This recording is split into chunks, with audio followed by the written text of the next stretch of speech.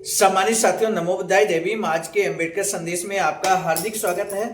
आज के अंबेडकर संदेश में बाबा साहब का वो भाषण हम आपके समक्ष रखने जा रहे हैं जिसको सुनकर भारत के राष्ट्रवादी यूं कहें कि देशभक्त बाबा साहब ने स्वयं इस बात की आशंका जताई गोलमेज सम्मेलन में, प्रथम गोलमेज सम्मेलन में, कि प्रधानमंत्री महोदय, मैं आपके समक्ष वो बात कहने जा रहा हूं जिसको सुनकर भारत के देशभक्त हमें देशद्रोही कह सकते हैं, हमें संप्रदायवादी कह सकते हैं, सांप्रदायिक कह सकते हैं। आखिर बाबा साहब ने ऐसी कौन सी बात प्रथम गोलमेज सम्मेलन के अंतिम बैठक में की है मेरे साथियों?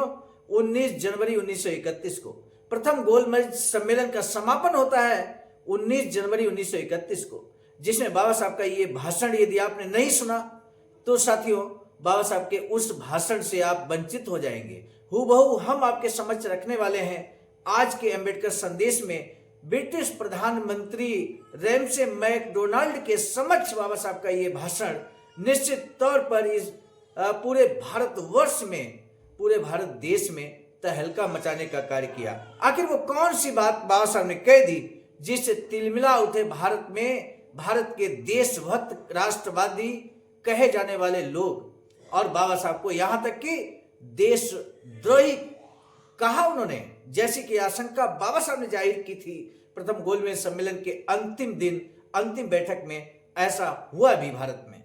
तो मेरे साथियों, आज के बाबा साहब के इस स्पीच को आपको जरूर सुन लेना चाहिए। 8वीं बैठक होती है 19 जनवरी 1931 को। भावी संविधान में दलित वर्गों के संरक्षणों के लिए सुस्पष्ट और ठोस प्रावधानों की मांग बाबा साहब डॉक्टर भीमराव अंबेडकर ने की है प्रथम गोलमेज सम्मेलन में। सम्मानित साथियों, आइए बढ़ते हैं आज की इस अंबेडकर संदेश में, जिसमें बाबा साहब का हम स्पीच रखने वाले हैं बाबा साहब डॉक्टर अंबेडकर संपूर्ण वाङ्मय खंड 5 से।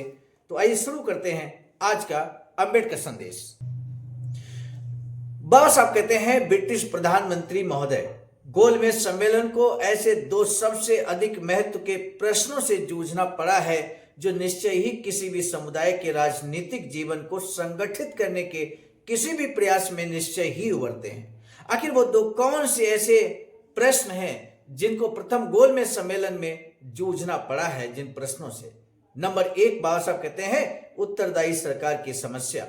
उनमें से एक थी और दूसरी थी प्रतिनिधि सरकार की, यानी कि उत्तरदायी सरकार और प्रतिनिधि सरकार। ये दो प्रश्न यहां पर प्रथम गोलमेज सम्मेलन में प्रमुख तौर पर थे। बाबा साहब आगे कहते हैं, प्रांतों में उत्तरदायी सरकार के प्रश्न पर मुझे बहुत थोड़ा ही कहना है। मैं समिति की रिपोर्ट को स्वीकार करता हूं और जिन मुद्दों पर मेरा मतभेद है उनको छोड़कर मैं उसका समर्थन करता हूं। लेकिन जहां तक केंद्र में उत्तरदायी सरकार का प्रश्न है, मैं मानता हूं कि मेरा मत भिन्न है। ये कहना बेईमानी होगी कि संघीय संरचना जिससे कि हम आज परिचित हैं, उस समिति की रिपोर्ट में सरकार के नौकरशाह स्वरूप में किसी प्रकार के परिवर्तन पर विचार नहीं किया गया है। लेकिन मेरे लिए आपसे अपनी ये राय छिपाना भी उतनी ही बेईमानी होगी कि यह परिवर्तन दिखाने मात्र का है, सारपूर्ण नहीं है, और जिसे उत्तरदायी कहा गया यह मिथ्या है, वास्तविक नहीं है। बाबा साहब आगे कहते हैं कि लॉर्ड चांसलर ने हमें बताया था कि उन्होंने बीजारोपण कर दिया है। लॉर्ड चांसलर ने बीजारोपण कर दिया है, आखिर कहां किया, कौन सा बीज डाला है, किस बात का बीजारोपण किया है? बाबा साहब कहते हैं, अब इस पौधे की देखभाल करना हमारा काम है। महोदय, हम दरअसल लॉर्ड चांसलर के बहुत आभारी हैं जिन्होंने इस महत्वपूर्ण सम्मेलन में प्रमुख भूमिका का निर्वहन किया है। मैं उनका आभारी हूं, लेकिन मुझे ये उम्मीद नहीं है कि उन्होंने जो पौधा लगाया है वह बढ़ेगा भी। मेरा ख्याल है कि उन्होंने जिस बीज का चुनाव किया है उसका दाना फलहीन है, और जिस मिट्टी में उन्होंने इसे बोया है वह उसके बढ़ने के लिए अनुकूल नहीं है। तब बाबा साहब आगे कहते हैं कि मैंने लॉर्ड चांसलर को एक वक्तव्य प्रस्तुत किया था। लॉर्ड चांसलर को एक वक्तव्य प्रस्तुत किया था जिसमें संघीय भारत के भावी संविधान के बारे में मेरे मत शामिल थे। मुझे नहीं मालूम कि जिस समिति की उन्होंने अध्यक्षता की थी उसने उन पर विचार भी किया था या नहीं, क्योंकि मुझे समिति की रिपोर्ट जिसके वे अध्यक्ष थे इसका कोई हवाला नहीं मिला। मेरे आज भी वही विचार हैं जो उसमें व्यक्त किए गए थे, और मैं ऐसे संविधान को अपना समर्थन नहीं दे सकता जो मेरे उन विचारों से इतना अधिक भिन्न है, बल्कि यदि मुझे वर्तमान प्रणाली और समिति जन इस संकर प्रणाली में से चयन करने को कहा जाए तो मैं वर्तमान प्रणाली को ही तरजीह दूंगा। लेकिन महोदय, यदि समिति की रिपोर्ट में समाविष्ट केंद्र सरकार से माननीय तेज बहादुर सप्रू, जो इस सम्मेलन के मित्र, मार्गदर्शक और विचारक रहे हैं, संतुष्ट हैं, यदि इससे श्री जयकर, जो स्वयं को भारत के युवाओं का प्रतिनिधि घोषित करते हैं, और यदि इससे माननीय एपी पात्रे प्रसन्न हैं, जो भारत के गैर ब्राह्मणों के प्रतिनिधि हैं, तो फिर मेरे लिए इसका विरोध करना निरर्थक है। इसलिए मेरा दृष्टिकोण उस व्यक्ति जैसा है जो किसी बात का अनुमोदन भी नहीं करता और ना ही उसमें बाधा डालता है। मैं इसे उन पर छोड़ता हूं जो सफलता की कामना करते हैं।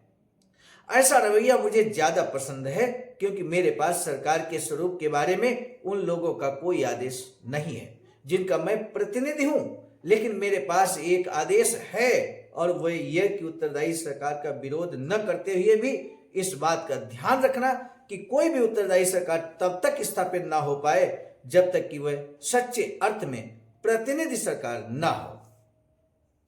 इससे पहले कि हम आगे बढ़े, हमारा आपसे विनम्रता पूर्वक निवेदन है कि यदि आपने हमारे इस चैनल आवाज का ऑफिशियल को सब्सक्राइब अभी तक नहीं किया है तो हमारा अनुरोध आपसे है, बेल आइकन के साथ इस चैनल को सब्सक्राइब जरूर कर लें, क्योंकि हर दिन सुबह 5 बजे अंबेडकर संदेश के साथ, अर्थात बाबा साहब के विभिन्न स्पीचेज, बाबा साहब के लेख हूबहू हम आपके समक्ष लेकर प्रस्तुत होते हैं। और बाबा साहब के जो बाबा साहब डॉक्टर अंबेडकर संपूर्ण वाङ्मय खंड 1 से लेकर 40 तक है, जिसमें महत्वपूर्ण जानकारी हम आपसे इसी चैनल के माध्यम से साझा करते हैं। अब आगे बढ़ते हैं। बाबा साहब कहते हैं, जब मैं सम्मेलन की उपलब्धि पर यह जानने के लिए नजर डालता हूं कि उसने प्रतिनिधि सरकार के प्रश्न का समाधान किस प्रकार किया, तो मुझे घोर निराशा होती है। मताधिकार और विधानमंडलों में विभिन्न वर्गों का प्रतिनिधित्व ऐसी दो बातें हैं जिन पर सच्चे अर्थ में प्रतिनिधि सरकार आधारित होती है। हर व्यक्ति ये जानता है कि नेहरू समिति ने वयस्क मताधिकार को माना था। हर व्यक्ति जानता है कि नेहरू समिति ने वयस्क मताधिकार को माना था और संविधान के जिस भाग का उन्होंने निर्माण किया था उसे भारत के सभी राजनीतिक दलों ने समर्थन दिया था। जब मैं इस सम्मेलन में आया, अर्थात प्रथम गोलमेज सम्मेलन में आया, तो मैंने सोचा था कि जहां तक मताधिकार के प्रश्न का संबंध है, लड़ाई जीती जा चुकी है। लेकिन मताधिकार कमेटी में पहुंचकर मेरी आंखें खुल गईं। मुझे ये देखकर अत्यधिक आश्चर्य हुआ कि उन सभी लोगों ने जिन्होंने नेहरू रिपोर्ट पर हस्ताक्षर किए थे के मन में कुछ और ही था। यहां तक कि भारतीय उदारवादियों को भी प्रांतीय विधानमंडलों में जनसंख्या के 25% लोगों को मताधिकार दिलाने के लिए सहमत होने के लिए तैयार करना भी मुश्किल हो गया। इसमें कोई संदेह नहीं है कि केंद्रीय विधानमंडल के लिए मताधिकार की योग्यता क्या है, कोई नहीं जानता। लेकिन मुझे ये उम्मीद बिल्कुल नहीं है कि वह ऐसा होगा जिससे कि प्रांतीय विधानमंडलों की तुलना में केंद्रीय विधानमंडल जनता का अधिक प्रतिनिधित्व कर सकेगा। यदि मताधिकार इतना सीमित होगा तो उसका एकमात्र परिणाम यही हो सकता है कि भारत की भावी सरकार वर्गों द्वारा संचालित जनता की सरकार बन जाएगी। जहां तक सीटों के बहुसंख्यक और विभिन्न अल्पसंख्यक समुदायों के बीच वितरण का प्रश्न है, हम सभी ये जानते हैं कि इस पर गतिरोध है। मेरी राय में यह गतिरोध अधिकांशतः अतीत की शरारत का नतीजा है। मुझे विश्वास है कि यदि भारत में प्राधिकारियों ने सबके लिए न्याय किसी के लिए पक्षपात नहीं का सिद्धांत अपनाया होता तो समस्या का समाधान इतना कठिन नहीं बन जाता। ब्रिटिश सरकार ने विभिन्न समुदायों के लिए उनसे प्राप्त राजनीतिक लाभ के अनुसार भिन्न भिन्न मान्यताएं निर्धारित की और अनेक समुदायों को राजनीतिक शक्ति का असाधारण अंश देकर दलित वर्गों को उनके देय अंश से वंचित किया। इस प्रकार सबसे अधिक नुकसान दलित वर्गों को हुआ। मैं यही आशा करता रहा कि यह सम्मेलन इसी सिद्धांत का पालन करेगा कि जिस मसले को गलत ढंग से तय किया जाता है वह कभी तय नहीं हो पाता और प्राचीन मूल्यों का पुनर्मूल्यांकन करके दलित वर्गों को उनकी सीटों का न्यायपूर्ण कोटा मिलेगा। लेकिन ऐसा नहीं हुआ है।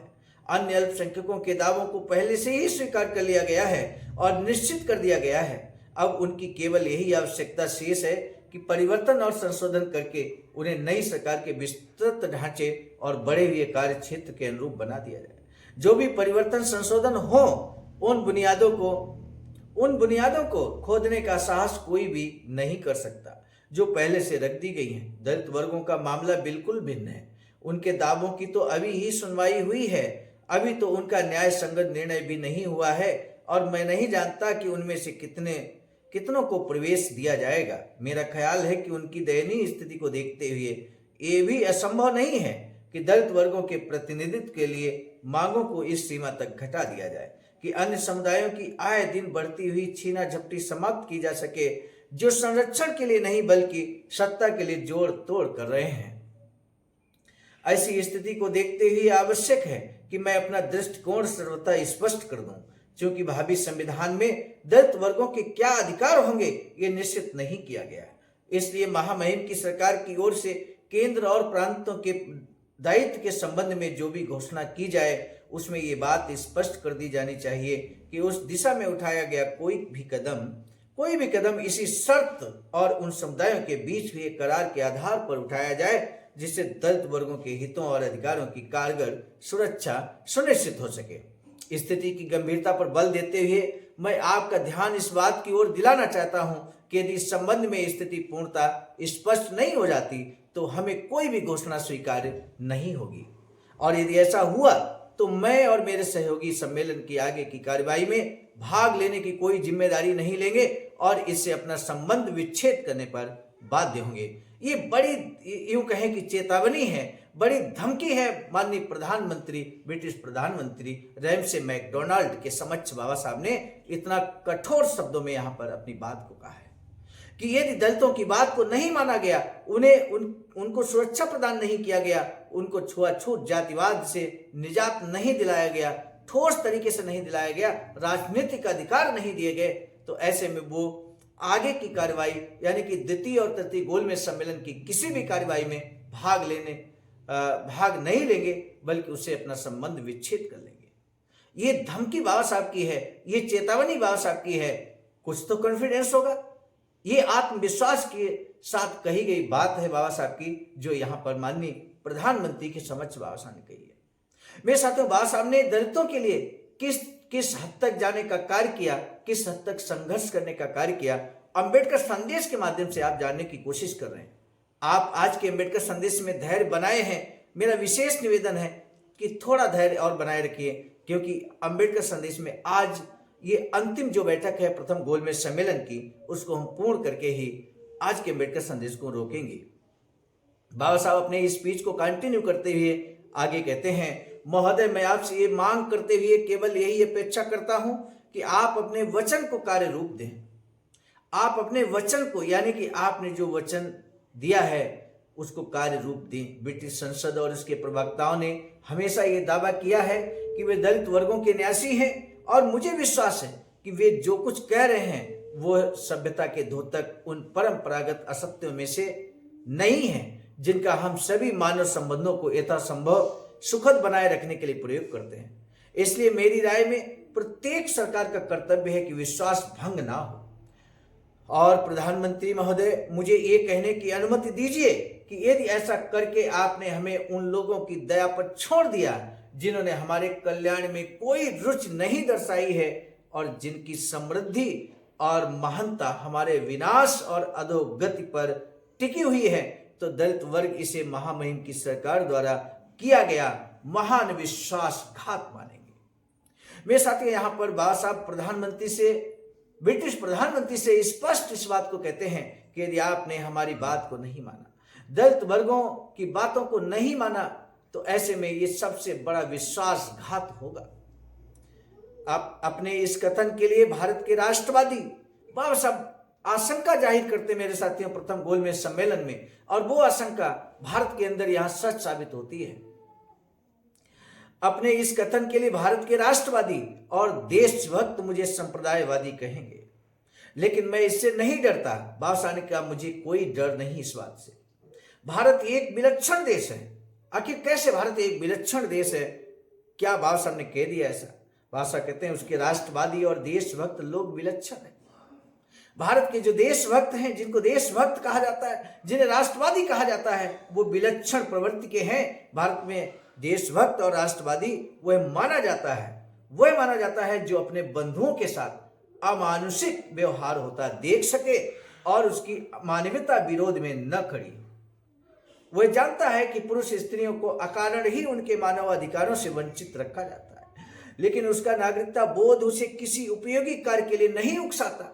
वह देखता है कि एक पूरे वर्ग के लिए लोक नियोजन के द्वार बंद हैं, लेकिन ये देखकर भी उसका न्याय और ईमानदारी का बोध नहीं जगता। वह देखता है कि ऐसे सैकड़ों रिवाज समाज में प्रचलित हैं जो मनुष्य और समाज को क्षति पहुंचाते हैं, लेकिन उसमें जुगुप्सा का भाव उत्पन्न नहीं होता। देशभक्त की एक पुकार में जो शक्ति है वह उसी के लिए नहीं बल्कि उसके समस्त वर्ग के लिए बहुत बड़ी शक्ति होती है। मुझे खुशी है कि मैं देशभक्तों के उस वर्ग का नहीं हूं। मुझे खुशी है, बाबा साहब कहते हैं कि मैं देशभक्तों के उस वर्ग का नहीं हूं जो उपरोक्त यहां बाबा साहब ने स्पष्ट किया। मेरा संबंध तो उस वर्ग से है जिसका लोकतंत्र के प्रति एक सुस्पष्ट दृष्टिकोण है और जो एकाधिकार को समूल नष्ट करने के लिए कृत संकल्पित है। हमारा लक्ष्य जीवन के, ध्यान दीजिए बाबा साहब का लक्ष्य क्या है। प्रथम गोलमेज सम्मेलन में बहुत स्पष्ट ढंग से बाबा साहब ने अपने उस लक्ष्य को स्पष्ट कर दिया। मेरे साथियों, बाबा साहब कहते हैं कि हमारा लक्ष्य जीवन के राजनीतिक, आर्थिक, सामाजिक 3 बिंदुओं को ध्यान कीजिए मेरे साथियों। बाबा साहब बहुत स्पष्ट कहते हैं, नंबर 1 पे राजनीतिक है, नंबर 2 आर्थिक, नंबर 3 सामाजिक। सभी क्षेत्रों में एक व्यक्ति एक मान्यता, पूरे देश में एक व्यक्ति और एक मान्यता, यानी कि 1 मैन 1 वोट, 1 मैन 1 वैल्यू। इस बात को कहते हुए बाबा साहब यहां कहते हैं कि आदर्श का प्रतिफल देखना है। बाबा साहब ये देखना चाहते थे कि एक व्यक्ति एक मान्यता, एक व्यक्ति किसी भी धर्म, जाति, वर्ग का हो, भारत देश के अंदर वो एक व्यक्ति है तो उसकी वैल्यू किसी भी अन्य धर्म, जाति के वर्ग के लोगों के अलग नहीं होनी चाहिए। एक व्यक्ति की एक वैल्यू होनी चाहिए कि आदर्श का प्रतिफल देखना है। ये लक्ष्य था बाबा साहब के जीवन का। राजनीतिक, आर्थिक और सामाजिक क्षेत्र में एक व्यक्ति एक मान्यता। बाबा साहब आगे कहते हैं, चूंकि प्रतिनिधि सरकार उसी साध्य का एक साधन है, इसलिए दलित वर्ग उसको बहुत महत्व देता है। और चूंकि हमारे लिए इसका इतना महत्व है, मैंने आपसे यह आग्रह किया है कि आपकी घोषणा उस स्थिति में उचित होगी जब उपयुक्त आदर्श प्राप्त हो जाए। एक व्यक्ति एक मान्यता सामाजिक, आर्थिक, राजनीतिक दृष्टिकोण से हासिल हो जाए तो बाबा साहब कहते हैं कि आपकी घोषणा उस स्थिति में उचित हो जाएगी। आप कहेंगे कि आपकी दलित वर्गों के साथ पूरी सहानुभूति है। अक्सर भारत में भी लोग कह देते हैं कि हमें बड़ी सहानुभूति है आपके साथ में, आपके समाज के साथ में बड़ी सहानुभूति है। और ये बात बाबा साहब ने प्रथम गोलमेज सम्मेलन में ब्रिटिश प्रधानमंत्री से कहते हैं कि आप कहेंगे कि आपकी दलित वर्गों के साथ पूरी सहानुभूति है। लेकिन इस पर मेरा उत्तर यह होगा, बाबा साहब का उत्तर क्या है? बाबा साहब कहते हैं कि पीड़ित जनता के लिए कुछ और ठोस, कुछ और स्पष्ट आश्वासन चाहिए। हो सकता है कि आप मेरी बातों की इसलिए उपेक्षा करें कि इनसे मेरे अनुचित संदेहों की गंध आती है। इसका मेरे पास यही जवाब है कि किसी बात के प्रति चिंतित होने के लिए उपेक्षा का पात्र होना अत्यधिक आश्वासन के हाथों नष्ट हो जाने से कहीं बेहतर है। बाबा साहब कहते हैं उपेक्षा हो जाए चलेगा, लेकिन अत्यधिक आश्वासन मिल जाए और अत्यधिक आश्वासनों से नष्ट हो जाए, उससे कहीं बेहतर है कि हमारी सही मांग के लिए हमारी भले को उपेक्षा कर दी जाए, लेकिन मैं सही मांग करूंगा, उचित मांग करूंगा। और किसके लिए? समाज के लिए, दलित वर्गों के लिए। आज वर्तमान में जो दलित वर्गों के लोग जो समृद्धि प्राप्त किए हैं, जो प्रोग्रेस कर रहे हैं, मेरे साथियों आप समझिए बाबा साहब ने किस हद तक यहाँ पर संघर्ष किया है। प्रथम गोलमेज सम्मेलन की आज जो अंबेडकर संदेश हमने आपके समझ रखा, वो प्रथम गोलमेज सम्मेलन की अंतिम बैठक थी 19 जनवरी 1931। यानी कि प्रथम गोलमेज सम्मेलन चला 12 नवंबर 1930 से लेकर 19 जनवरी 1931 तक। इस बात को आपको ध्यान रखना मेरे साथियों। और आज के अम्बेडकर संदेश का महत्वपूर्ण प्रश्न, बाबा साहब के जीवन का लक्ष्य क्या था?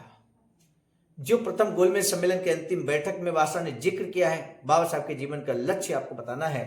मेरे साथियों, आपने इस अम्बेडकर संदेश को अंत तक सुना, आपने महसूस किया होगा कि बाबा साहब का ये भाषण कितना क्रांतिकारी है और मील का पत्थर साबित हुआ। आगे चलकर हम लोग द्वितीय गोलमेज सम्मेलन कल से सुनेंगे, समझेंगे। और द्वितीय गोलमेज सम्मेलन में आपको मालूम है कि महात्मा गांधी भी सम्मिलित होते हैं, अन्य लोग भी सम्मिलित होते हैं। तो द्वितीय गोलमेज सम्मेलन कल के अम्बेडकर संदेश में लेकर उपस्थित होंगे। आज के अम्बेडकर संदेश को यदि आपने शेयर नहीं किया तो निश्चित तौर पर हम मानेंगे कि आपने अम्बेडकर संदेश को स्वयं तो सुना है, स्वयं तो लाभान्वित हुए हैं, लेकिन आप समाज को लाभान्वित होते नहीं देखना चाहते। मेरे साथियों, मुझे आप पर पूरा भरोसा है कि आप ऐसा हरगिज नहीं होने देंगे, बल्कि इस अम्बेडकर संदेश को जन जन तक पहुंचाने के लिए अपना एड़ी चोटी का जोर अवश्य लगाएंगे। इसी के साथ दीजिए इजाजत। आप सभी को सादर नमो बुद्धाय, जय भीम।